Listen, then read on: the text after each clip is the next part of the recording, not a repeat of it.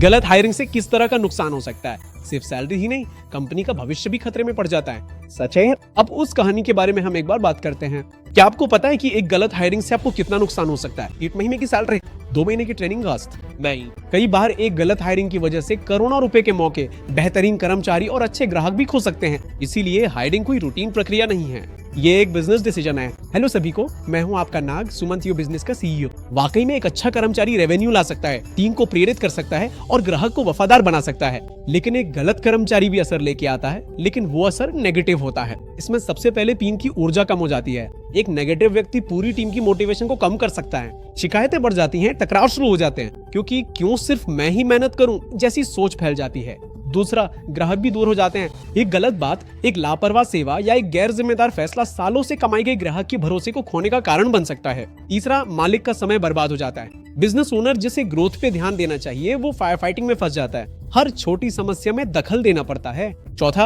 अच्छे कर्मचारी भी छोड़कर चले जाते हैं। अच्छी प्रतिभा जहरीले माहौल में ज्यादा समय तक नहीं टिकती, वे लोग चले जाते हैं। गलत लोग ही रह जाते हैं। ये कंपनी के लिए दोहरा नुकसान उपाय। पांचवा, संस्कृति को नुकसान पहुंचता है। संस्कृति एक दिन में नहीं बनती, लेकिन एक गलत हायरिंग से कुछ महीनों में ही नुकसान हो सकता है। मानक गिर जाते हैं और ओनरशिप भी कम हो जाती है। उत्कृष्टता तो गायब ही हो जाती है।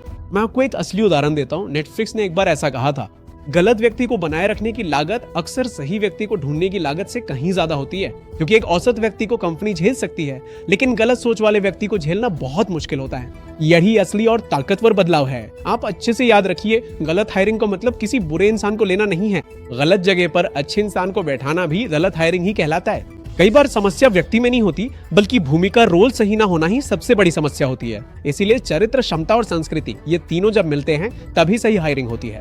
एक ए प्लेयर पूरी टीम को बदल सकता है। इसीलिए आज एक एक्शन स्टेप लीजिए। अगली हायरिंग से पहले ये 3 सवाल जरूर पूछिए। क्या ये व्यक्ति हमारी संस्कृति को मजबूत करेगा? क्या इस भूमिका के लिए सही सोच माइंडसेट? क्या मैं इस व्यक्ति के साथ अगले 5 साल तक काम करना चाहूंगा? अगर इन तीनों सवालों का जवाब हाँ है तो आगे बढ़िए, अगर नहीं तो थोड़ा और समय लीजिए। एक और बात अच्छी तरह याद रखिए, हायरिंग में जल्दबाजी करना बिजनेस की सबसे महंगी गलतियों में से एक है।